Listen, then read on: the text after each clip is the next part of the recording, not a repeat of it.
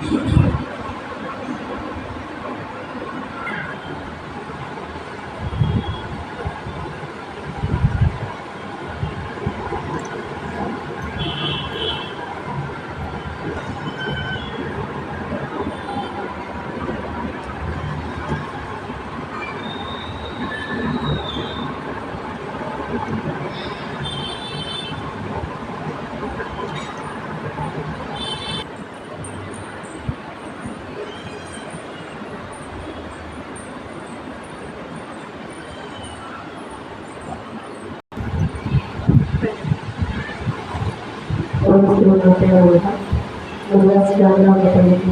గురైనటువంటి బ్రదర్స్ కుమార్ సభ్యులకి నా కరుణ గురించి మాట్లాడుతున్నాను తెలియజేసుకుంటాను. ఆ కుటుంబంలో ఏంటంటే ఆత్మీయాలు అమ్మగారిని సంవత్సరం తెలియజేస్తాను.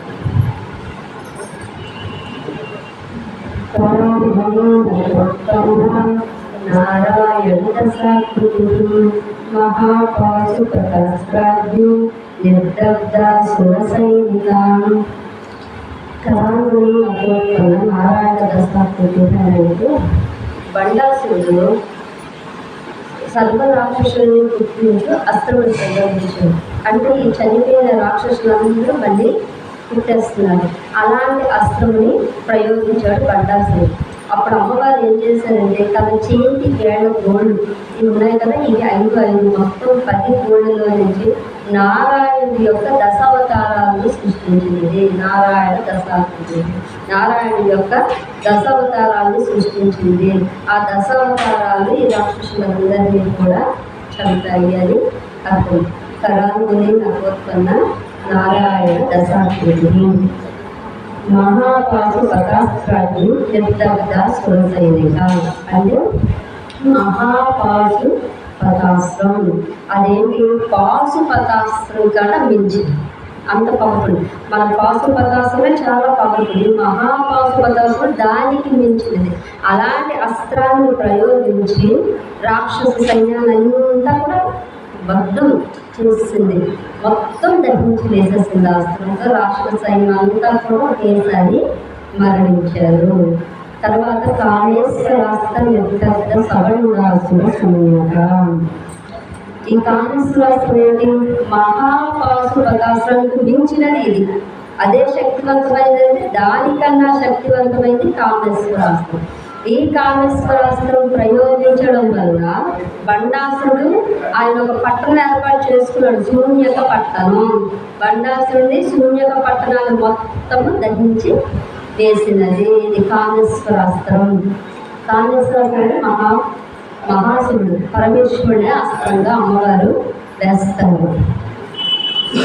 తర్వాత బ్రహ్మోపేంద్ర మహేంద్రాది దేవ సంస్కృత వైభవ. ఈ దేవతల్ని ఈ సర్వ రాక్షసులు అంటే గణాసురుడు అతని యొక్క రాక్షస సైన్యం నుంచి కాపాడినందుకు లలితాదేవిని బ్రహ్మ ఉపేంద్ర అంటే విష్ణువు, బ్రహ్మ ఉపేంద్ర మహేంద్రాది ఇంద్రాది దేవతలు కూడా అమ్మవారిని స్తుతించారు, కీర్తించారు. అమ్మవారిని కీర్తించారు ఎందుకంటే ఆ రాక్షసుల బాల నుండి మమ్మల్ని రక్షించామని చెప్పి అమ్మవారి వైభవనాలంతా కూడా కీర్తించారు అని శ్రీమాత్రేనమ్మ. జరుగుతూ ఏకనాథుడు మరాఠీలో ఏకనాథుడి రామాయణం. మనకి చాలా రామాయణం వాల్మీకి ఉంది, మొల్ల రామాయణం, అలా మనకు రామాయణాలు ఉన్నాయి. అలాగే మరాఠీలో ఏకనాథుడు అనే భక్తుడు రామాయణాన్ని రాసింది. ఈ ఏకనాథుడు అన్నప్పుడు చిన్న పిల్లవాడు చిన్నప్పటి నుంచి విపరీతమైన రామభక్తి, రాముడు అంటే చాలా ఇష్టం, రాముడు భక్తి. అయితే అప్పుడులోని గురువుల దగ్గర ఉపదేశం తీసుకోవాలి, ఏదైనా తీసుకొని ఆ మంత్రాన్ని జపిస్తే వాళ్ళకి దాని శక్తి వేరేగా ఉంటుంది. మనకి ఇప్పుడు ఎవరు గురువుల దగ్గర వెళ్ళట్లేదు కాబట్టి కనీసం నామస్వరం పలకరా అని చెప్పేస్తున్నారు. లేదా ఒకప్పుడు కంపల్సరీ ఉపదేశం తీసుకొని దాన్ని పలికితేనే దాని ఫలితం అంత శక్తివంతంగా ఉంటుంది అది జపం చేస్తుంటే. ఈ పిల్లవాడికి పక్క ఊరిలో జగన్నాథం అనే గురువుగారు ఉన్నారు. ఆయన దగ్గర చాలామంది శిష్యులు. అంటే అప్పుడులో గురువులు అక్కడికి పెద్ద వాళ్ళ పిల్లలు, రాజుల పిల్లలు అందరూ వచ్చేవారు కదా. అలాగా ఆయన చిన్న కుటీరం గురుకుల పాఠశాల లాగా ఉంది అని చెప్పి తెలుసుకొని ఈ పిల్లవాడు వెళ్ళిపోయాడు ఆయన దగ్గరికి. ఎంత అప్పుడు మహా అయితే 8-9 సంవత్సరాల పిల్లవాడు వెళ్ళాడు. వెళ్ళి తనకి ఉపదేశం చేయమని అడిగాడు తారక మంత్రాన్ని. అడిగితే గురుగారు చెప్పారు, నాయన ఇది చాలా చిన్న వయసురా, అప్పుడే ఉపదేశం చేయకూడదు అని అంటే, లేదు నాకు ఎలాగైనా ఇస్తాను, సమయం వచ్చినప్పుడు నీకు ఇస్తాను, అంతవరకు ముందు అని. ఈ పిల్లలు ఒక్కొక్కరు ఏదో పని అప్పు చెప్తారు, గురువుగారు దీని నుంచి విద్య తెప్పుడు. వీడికి అప్పుడే విద్య లేదు కాబట్టి వీడు చూస్తే బక్క పలచుగా ఉండేవాడంట, శక్తి లేదు. వీడికి ఏం అప్పు చెప్తానని ఏం చెప్పారంటే, అప్పుల్లో పెద్ద పెద్ద వాళ్ళు ఇలా గురువులకి కొన్ని సరుకులు పంపించేవారు, కొంత ధనం ఇచ్చేవారు. ఈ నెల అంతా ఏమవుతుంది, లెక్కలు రాయిరా, ఈ సరుకులు ఎన్ని రోజులు వస్తుందో, ఈ వచ్చిన డబ్బులు ఎలా ఖర్చు అవుతున్నాయి ఏంటని అకౌంట్ సెక్షన్ ఆ పిల్లవాడికి గురువుగారు వచ్చాడు. పిల్లవాడు చాలా ఎంత శ్రద్ధగా అంటే రోజు దాని మీద దృష్టితో లెక్కలు రాస్తూ ఆ గుమ్మస్తాకైతే అకౌంట్ సెక్షన్ కింద అక్కడ ఉండి చూస్తాడు. అయితే ఈ గురుకులాల్లో భోజనం పెట్టినప్పుడు గురువు గారు కంపల్సరీ నిలబడేవారు, ఎందుకంటే ఆహారం అనేది చాలా వృధా చేయకూడదు కాబట్టి పిల్లలందరూ దగ్గరుండి తిన్నారా లేదా, ఆహారం వృధా చేయకుండా అని చూస్తూ ఉండేవారు. ఒకరోజు రాత్రి ఈ పిల్లవాడు రాలేదు. గురువుగారు ముందు చూశారు, తర్వాత చిన్న పరజ్ఞానం పడిపోయారు. ఈ ఏకనాథుడు రాలేదన్న విషయం వెళ్ళిపోయారు. అక్కడ అప్పుడు రాత్రిలో 7-8 అన్ని గురించి పడుకుంటారు. గురువుగారు అందరూ పడుకుంటారు. రాత్రి 12 గంటలు అయ్యింది. గురువుగారికి చిన్న మెలకు వచ్చింది, దాహం వేసి లెగిశారు. నీళ్ళు తాగుతుంటే ఆ ఎదురుగా ఉన్న పర్ణశాలలో చిన్న సార్లో వెలుతురు కనబడుతుంది. ఇదేంటి, విద్యార్థులందరూ పడుకోవాలి కదా, ఎందుకు తెల్లవారు మళ్ళీ 4 లేచిపోతుంది, వెలుతురు కనబడుతుంది ఏంటని చెప్పి వెళ్ళేసరికి ఈ పిల్లవాడు చిన్న దీపం బుడ్డి కింద కూర్చొని ఆ లెక్క రాదు. అరే ఏం చేస్తున్నావురా నాయన అంటే, గురువుగారు ఒక అణా తక్కువ వచ్చిందండి, అది లెక్కేస్తున్నాను. నువ్వు భోజనంకి రాలేదా అంటే, ఎలా వస్తాను గురువుగారు, మధ్యాహ్నం లెక్క దాంట్లో చిన్న తేడా వచ్చింది, సరే సాయంత్రం లెక్కలో తేలుతుంది అనుకుంటే ఈ సాయంత్రం లెక్కలో తెలియలేదు, ఎక్కడో అణా తక్కువ వచ్చింది, అది ఆలోచిస్తూ ఉన్నాను గురుగారు, ఇప్పుడు ఆలోచిస్తూ ఇప్పుడు గుర్తొచ్చిందండి, అన్నీ మర్చిపోయి ఇప్పుడు రాసేసుకుంటున్నాను రాత్రి కూర్చొని అని చెప్పి ఆ రాత్రి 12 ఆ బుద్ధి కింద రాస్తున్నాను. ఆ పిల్లవాడి యొక్క అంటే ఒక పట్టుదల, గురువుగారు ఒక పని చెప్పారు నాకు, దాన్ని నేను సక్రమంగా నిర్వర్తించాలి అని చెప్పి ఆ పట్టుదలతో ఆ పిల్లవాడు చేసిన చూడు గురువు ఎంతో ఆనందించాడు. ఇప్పుడు రేపు ఉదయమైనా రాసుకోవడానికి ఏముందని పడుకోలేడు, ఆ రాత్రి అప్పుడే కూర్చొని రాసాడంటే వీడికి ఎంత ఏకాగ్రత ఉంది, ఎంత పట్టుదల ఉంది వీడికి. ఇలాంటి వాడికి తారక మంత్రం ఇస్తే వాడు మహాయోగి అయిపోతాడు అని చెప్పి గురువుగారు ఏం చేశారు, ఒరే నాయన రేపు ఉదయం సరే ఆ పిల్లవాడికి గురువుగారు చెప్పారట, అరే నాయన రేపు ఉదయం ఇక్కడ భిక్షకి ఒక బిచ్చగాడు వస్తాడు, అతని వెనక్కి 4 కుక్కలు ఉంటాయి, ఎవరో అనుకున్నావు నీవు, సాక్షాత్ దత్తాత్రేయులు వారు. రోజు గురువు గారు దత్తాత్రేయుడి యొక్క భక్తులట, విపరీతమైన, అందుకు సాక్షాత్ దత్తాత్రేయుడు రోజు ఆ బిచ్చగాడు రూపంలో వస్తాడు. దాని నిదర్శనం 4 కుక్కలు, అవి 4 ఉంటాయిరా. రోజు గురువుగారు అతను దత్తాత్రేయుడు ఇద్దరు మాట్లాడుకుంటారట అన్ని విషయాలను. నువ్వు ఎవరో అనుకుంటావు, ఆయన వస్తారు, ఆయన దగ్గర ఉపదేశం తీసుకో అని చెప్పారట గురువుగారు. ఈ ఏకనాథుడికి అన్నాడట, నాకు గురువు నీవే, నాకు దత్తాత్రేయుడు వద్దు. దత్తాత్రేయుడు ఎవరో సాక్షాత్తు త్రిమూర్తుల స్వరూపం, భగవంతుడే ఉపదేశం చేస్తానని చెప్తే పిల్లవాడు నాకు వద్దన్నాడట, నాకు వద్దు, నాకు గురువు ఎవరు, మీరే నాకు దైవం, మీరు ఉపదేశం చేస్తేనే తీసుకుంటాను అన్నాడు. సరేరా ఉదయం చూద్దాము పడుకో అని చెప్పి వెళ్ళిపోయారు. గురువుగారు ఉదయం దత్తాత్రేయులు వారు వచ్చారు. గురువుగారు ఇద్దరు మాట్లాడుతూ అప్పుడు గురువుగారు చెప్పారు, స్వామి ఇలాగా మీరే ఉపదేశం చేస్తారని చెప్తే పిల్లవాడు వద్దని అన్నాడు స్వామి అని అంటే, ఆయన అన్నాడు, వాడి భక్తి సామాన్యమైనది కాదు, వాడు మహాయోగి అవుతాడు, వాడికి నీవు గురువు కాబట్టి నువ్వే ఇక ఉపదేశం ఇచ్చి రామాయణాన్ని రాయమని చెప్పు అని దత్తాత్రేయులు వారు గురునాథం గారికి గురువు గారికి చెప్పి ఏకనాథుని రామాయణం రాయమని దత్తాత్రేయులు గారు చెప్పారు. చెప్తే గురువుగారు అలాగే ఆ పిల్లవాడికి తారక మంత్రాన్ని ఉపదేశించి, నాయన నీ ఉపదేశంతో నువ్వు ఇంటికి వెళ్ళి జపం చేసుకో, రామాయణాన్ని రాయని చెప్పి అక్కడి నుంచి పంపిస్తాను. ఆ పిల్లవాడు అక్కడి నుంచి వెళ్ళి ఆ రామజపం చేసి లీనమైపోయి రామాయణం తాగి, ఆ రామాయణం ఎలా రాస్తాడంటే పూర్తిగా తన్మత్మైపోయాడు.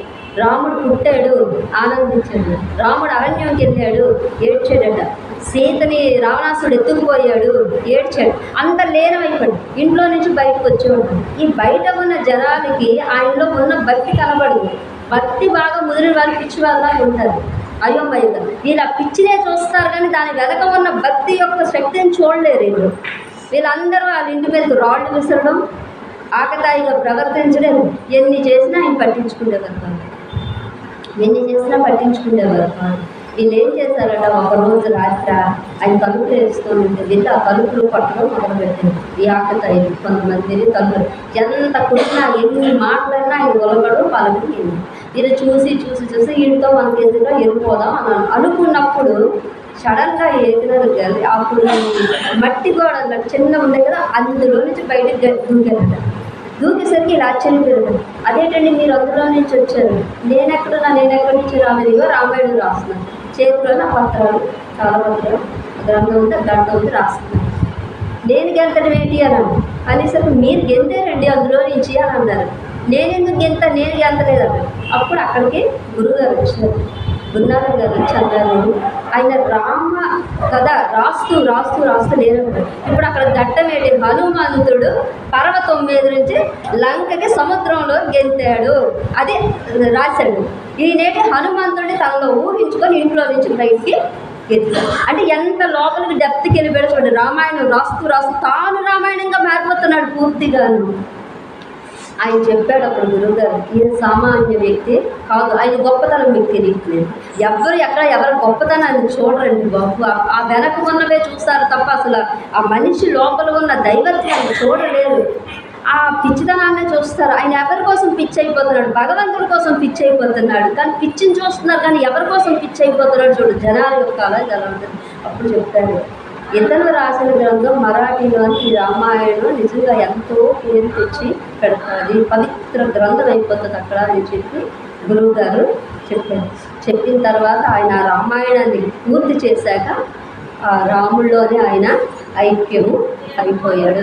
అదే మరాఠీలో ఏకనాథుడి రామాయణం. వాళ్ళకది మనకు వాల్మీకి రామాయణం, ఇది ఎలాగా వాళ్ళకి అక్కడ ఏకనాథుడి యొక్క రామాయణం వాళ్ళకి పవిత్రమైన గ్రంథం అట అక్కడ.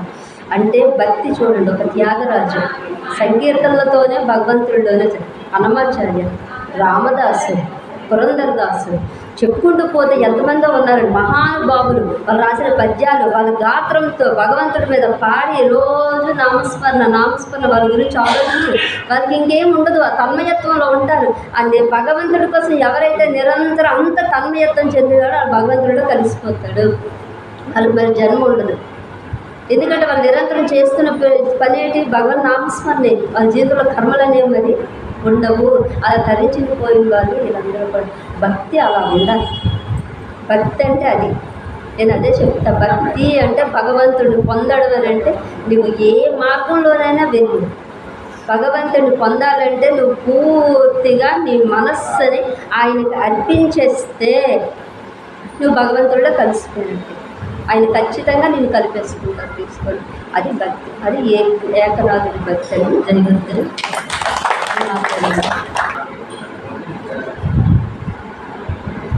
వేదముల చేతన తెలుసుకోదగిన వాడును, హృదయ కమలంలో వ్యక్తమయ్యే వాడును, త్రిపురహరుడనే జటాజోడు వల్ల గంభీరమైన వాడును, చలించే పరిహారం కలవాడును, జింకల చేతపూనిన వాడును, మహాదేవుడను, ఆనంద స్వరూపుడను, నాలో నిండిన వాడును, పశుపతియు, జ్ఞానానికి ఆధారుడగును, ఈ లోకాన్ని అనుకరించు వాడునైన పార్వతీ పరమేశ్వరుని నేను సేవిస్తున్నాను అని ఈరోజు పార్వతీ పరమేశ్వరు ఇద్దరిని కూడా మనం సేవిస్తున్నాం. శివానంద లహరిలోని 3వ శ్లోకం. జయగురుదేవ్.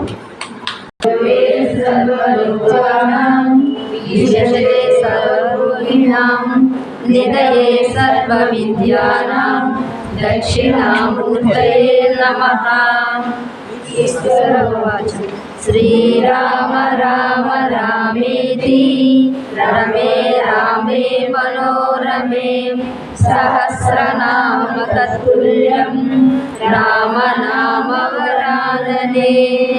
శ్రీరామ రామ రామేతి रमे रामे मनोरमे सहस्रनाम तत्तुल्यं राम नाम वरानने श्रीराम राम रामेति रमे रामे मनोरमे सहस्रनाम तत्तुल्यं राम नाम वरानने। ओम शिवाय नमः। गीता श्रीमद्भगवद्गीता द्वितीयोऽध्यायः सांख्ययोगः श्रीभगवान् उवाच श्रीभगवान् उवाच 64 అయితే 62, 63 నేను చెప్పుకోలేదు కదా. ఇప్పుడు ఒకసారి నేను చదువుతాను అండి, తర్వాత మీరందరూ చెప్పుకోండి. ధ్యాయతో విషయాన్ పుంసః సంగస్తేషూపజాయతే సంగాత్ సంజాయతే కామః కామాత్ క్రోధో విజాయతే. 62 కదా, 63. క్రోధోద్భవతి సమ్మోహః సమ్మోహాత్ స్మృతివిభ్రమః స్మృతిభ్రంశాత్ బుద్ధినాశో బుద్ధినాశాత్ ప్రణశ్యతి. చాలా ఇంపార్టెంట్. ఇంటిలో కూడా చదవండి, చదువు బాగుంది, చదువుకోండి. శ్లోకాలు కూడా ఇక్కడ చెప్తుంది.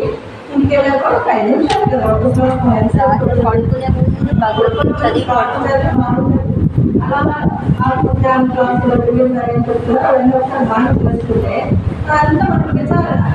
నిద్రలో కూడా మనకు విచారణ అవుతుందండి. నిద్ర పట్టాక కూడా విచారణ జరుగుతూ ఉంటుంది. అలా మనం చేసుకుంటాం. అయితే చెప్పండి, 68 చూడండి. ధ్యాయతో విషయాన్ పుంసః ధ్యాయతో విషయాన్ పుంసః ధ్యాయతో విషయాన్ పుంసః ధ్యాయతో విషయాన్ పుంసః సంగస్తేషూపజాయతే సంగస్సేషూపజాయతే సంగస్తేషూపజాయతే సంగస్సేషూపజాయతే సంగాత్ సంజాయతే కామః సంగాత్ సంజాయతే కామః సంగాత్ సంజాయతే కామః సంగాత్ సంజాయతే కామః కామాత్ క్రోధో విజాయతే కామాత్ క్రోధో విజాయతే కామాత్ క్రోధో విజాయతే. కామాత్ క్రోధో విజాయతే అనుభవం చూడండి, 2 కలిపి ఒక్కొక్కటే భావం వస్తుంది. క్రోధోద్భవతి సమ్మోహః క్రోధోద్భవతి సమ్మోహః క్రోధోద్భవతి సమ్మోహః క్రోధోద్భవతి సమ్మోహః సమ్మోహాత్ స్మృతివిభ్రమః సమ్మోహాత్ స్మృతివిభ్రమః సమ్మోహాత్ స్మృతివిభ్రమః సమ్మోహాత్ స్మృతివిభ్రమః స్మృతిభ్రంశాత్ బుద్ధినాశో స్మృతిభ్రంశాత్ బుద్ధినాశో స్మృతిభ్రంశాత్ బుద్ధినాశో స్మృతిభ్రంశాత్ బుద్ధినాశో బుద్ధినాశాత్ ప్రణశ్యతి బుద్ధినాశాత్ ప్రణశ్యతి బుద్ధినాశాత్ ప్రణశ్యతి. బుద్ధినాశాత్ ప్రణశ్యతి. ఇప్పుడు కోరికలు విశ్వాలయంలో మనం చిక్కుకుంటే ఆయన అర్థ ప్రకారాన్ని తీసుకెళ్లేంత వరకు వదిలిపెట్టదు అనేది ఈ భావాల యొక్క భావం. ఫస్ట్ కోరికలను మనోళ్ళు అంతా కూడా. అయితే లోకానికి అమ్మ వెళ్తుంది, అమ్మ తెలియదా బిడ్డకి ఏమి ఇవ్వాలి ఏమి ఇవ్వకూడదు. కాబట్టి ఎవరు నువ్వు ఏ రకంగా చింతించాల్సిన అవసరం లేదు. ఎప్పుడు కూడా అమ్మకు తెలుసు. ఆమె వేసే అమ్మ బాధాలే శరణం అంటుంది వేడుకోవడానికి. అయితే ఇప్పుడు 64 శ్లోకం వస్తుంది, చదువుతాను. రాగద్వేషం యుక్తిస్తు విషయాన్నింద్రియశ్చరం ఆత్మవైశ్వై విధేయాత్మ ప్రసాదిమతి గచ్చతి. రాగద్వేషం యుక్తిస్తు రాగద్వేషయుక్తేషు రాగద్వేషం యుక్తిస్తు రాగద్వేషయుక్తేషు విషయాన్నింద్రియశ్చరం విషయానింద్రియశ్చరం విషయానింద్రియశ్చరం ఆత్మవశై విధేయాత్మ ఆత్మవశై విధేయాత్మ ఆత్మవశై విధేయాత్మ ఆత్మవశై విధేయాత్మ ప్రసాదమతి గచ్చతి ప్రసాదమతి గచ్చతి ప్రసాదమతి గచ్చతి. ప్రసాదమతి గచ్చతి.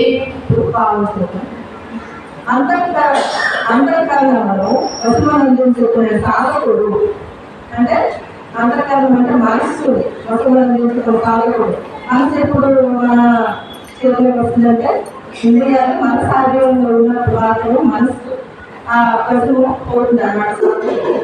అయితే రాగద్వేషరహితుడై ఇంద్రియముల ద్వారా విషయములను గ్రహించుతున్నాను మనస్థానికి పొందును అనేది దీని యొక్క భావం. అయితే నేను గతప్రజ్ఞుడి యొక్క లక్షణాలు నేను చెప్పుకోను కదా. గతప్రజ్ఞుడు అంటే బుద్ధిని దెబ్బతిన్నవాడు, అదోగత పాలయ్యేవాడు గతప్రజ్ఞుడు. గతప్రజ్ఞుడి గురించి చెప్తారు భగవానుడు. అంటే గతప్రజ్ఞుడు అంటున్నాడు, ఏంటిది స్థితప్రజ్ఞుడు గతప్రజ్ఞుడు అంటున్నారే. మరి స్థితప్రజ్ఞుడికి తనకి ఇంద్రియాలు ఉన్నాయి, తనకి ఇంద్రియాలు ఉన్నాయి. తనకి ఆపేస్తున్నాడు, తను ఆపేస్తే నీళ్ళు తాగుతున్నాడు, నీళ్ళు తాగుతున్నాడు. తనకి భార్య ఉంది, పిల్లలు ఉన్నారు, సంసారం ఉంది, అన్ని పరిస్థితులు ఉన్నాయి. మరి అతనికి కూడా అన్ని ఉన్నాయి కదా అన్నారు అంటే అప్పుడు భగవాన్ చెప్తున్నారు, ఆ స్థితప్రజ్ఞుడికి విషయాల పట్ల ఆసక్తి ఉండదు. ఆయన అన్ని ప్రాపంచ విషయాలు ఎలాగైతే వ్యవహరిస్తావో ఆయన అలాగే వ్యవహరిస్తాడు. కాకపోతే ఆయనకి వాటి మీద ఆసక్తి అనేది ఉండదు. నీకు ఆసక్తి ఉంటుంది, అదే తేడా అని చెప్తారు కృష్ణబాబు. గతప్రజ్ఞుడు స్థితప్రజ్ఞుడు బాగా నీళ్ళు పెట్టుకొని తర్వాత ఇంటికి వెళ్ళినప్పుడు విచారణ చేయండి. మనం ఎక్కడున్నామో స్థితప్రజ్ఞుడు వైపు అడుగులు వేస్తున్నామో లేదో ఒకసారి ఆలోచించండి. అయితే అంతఃకరణమును వశమలందించుకునే సాధకుడు అంటే ఇంద్రియములు వశం చేసుకున్నటువంటి సాధకుడు రాగద్వేష రహితుడై. అయితే ఇంద్రియాలండి, ఇంద్రియాలు ఎప్పుడు పరిగెత్తడం. ఇప్పుడు మనం కారులో కూర్చోడం, డ్రైవింగ్ సీట్లో స్టీరింగ్ పట్టుకోకుండా గేర్ వేయకుండా పోనీ స్టార్ట్ చేస్తామా పోనీ అంటే దగ్గర తీసుకొస్తారు కారు. దానికి నచ్చినట్టు తీసుకెళ్తారు, దానికి ఎందుకో ఏ పండుగ తీసుకెళ్ళబడేస్తారు, అంతే కదా. అదే వస్తుంది కారులో కూర్చొని పోనీ ఆన్ చేస్తుంది, స్టీరింగ్ పట్టుకొని ఆ రాట్లు ఆ గేర్లు మోస్తుంటాయి కదా. కరెక్ట్గా మనం ఎక్కడికైతే చేరుకోవాలనుకున్నా సురక్షితంగా తీసుకుని వెళ్తున్నారు. అలాగే ఇంద్రియాలు కూడా పోనీ పెట్టేస్తాడే అన్నామా మనిషిని అతకాలానికి ఇది తీసేస్తుంది. అప్పుడు ఈ మానవ జీవితం ఎంతో అమూల్యమైనది. ఇప్పుడు పోతే మళ్ళీ వస్తుందో లేదు కూడా తెలియదు, అంటే పోయినట్టు మళ్ళీ వస్తుందో లేదో తెలియదు, కానీ ఒకటే వస్తుంది. ఎలాగా ఈ ఆధ్యాత్మిక చింతనలో నేను ఎవరు అనేది భగవంతుడు ఎవరు, నేను ఎవరు అనే విచారణ నిత్యం చేసుకుంటూ ఆ భగవంతుడి యొక్క శరణాగతి పొంది ఆ ఆధారే మన లక్ష్యాన్ని ఎవరైతే అడుగులు ముందుకు వేస్తారో దర్శనంగా ఉండి విచారణ చేసుకుంటారో ఖచ్చితంగా మానవ ధర్మం వస్తుంది. మళ్ళీ ఎక్కడి నుంచి మన మాత్రం అక్కడి నుంచి మొదలుపెట్టాం. కానీ ఈ ఇంద్రియాలు పోయి వెళ్తే మానవ జన్మ పోయిందా, మళ్ళీ కోట్లు జన్మలు వేస్తారు. అప్పుడు కూడా పుణ్యకాలు ఉంటేనే మానవ జన్మ లేకపోతే కాదు. అంటే ఇది కూడా చెప్తారు కృష్ణబాబు గారు తర్వాత అధ్యయనంలో అప్పుడు తీసుకుంటారు. అయితే రాగద్వేష రహితుడై, రాగము అంటే అనురాగం, అటాచ్, ఇది నాది, ఈ వస్తువు, ఈ ఆస్తి వస్తున్నాడు, ఇది నాది. ఇప్పుడు మా ఇల్లు ఉన్నాయి, ఇప్పుడు నాది, తర్వాత వచ్చేవాళ్ళు, అంతే కదా.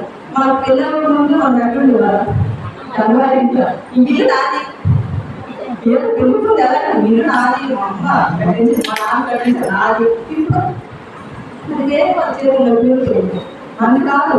అంటే మార్పు అనేది సహజం, ప్రతీది కూడా మార్పు అనేది సహజం. ఆ మార్పుని గమనించి వస్తువులైనా వ్యక్తులైనా మార్పు అనేది సహజం కాబట్టి వాటి మీద ఎప్పుడు అటాచ్ పెట్టుకోకూడదు. వస్తువుల మీదైనా వ్యక్తుల మీదైనా ఇంతవరకు నాకు ప్రాప్తమా, ఈ వస్తువు మీద నాకు ఇంతవరకు ప్రాప్తం, ఈ వ్యక్తి మీద నాకు ఇంతవరకు ప్రాప్తం, అంతవరకు. మార్పు అనేది సహజంగా మనకి ఆల్రెడీ మనకు తెలిసిపోతుంది. పెళ్ళిపోతే ఎక్కడన్నా తర్వాత ఎక్కడన్నా తర్వాత ఇంకొకటి అయిపోతుంది. ఇక్కడ ఉండేది కూడా మనకి కాదు, కొడుకు ఆడలతో అడుగుదే అయిపోతుంది.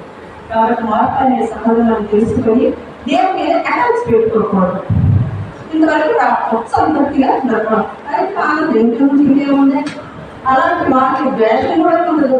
రాగమే లేదు అండి, ద్వేషం ఇంకెక్కడ ఉండదండి, అది కూడా ఉండదు. రాగద్వేషుడై ఇంద్రియముల ద్వారా విషయములను గ్రహించుతున్నాను. ఇంద్రియాలంటే కన్ను, ముక్కు, నాలుగు. ఉన్నాయి కదా. ఇంద్రియముల ద్వారా విషయములను గ్రహించుతున్నాను, మనశ్శాంతిని పొందును. ఎవరు? స్థితప్రజ్ఞుడు. ఇంద్రియాల ద్వారా అన్నింటి మనలాగే ఉంటారు, కానీ దాని దేనికి కూడా ఆసక్తి ఉండదు, నేర్చుకోవాలి. వాళ్ళు హ్యాపీగా ఉంటారు. అది శివరామ స్థితప్రజ్ఞ గురించి తెలుసుకుంటారు.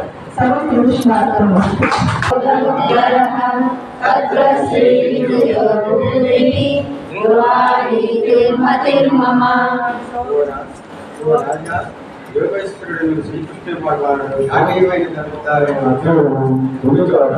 సంపదలు సర్వవిజయుడు సదాశయుడు సుప్రియమైన విద్యులు ఉన్నాయని విచిత్రము అభిప్రాయం.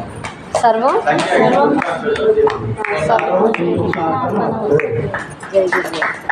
అంబే గౌరీ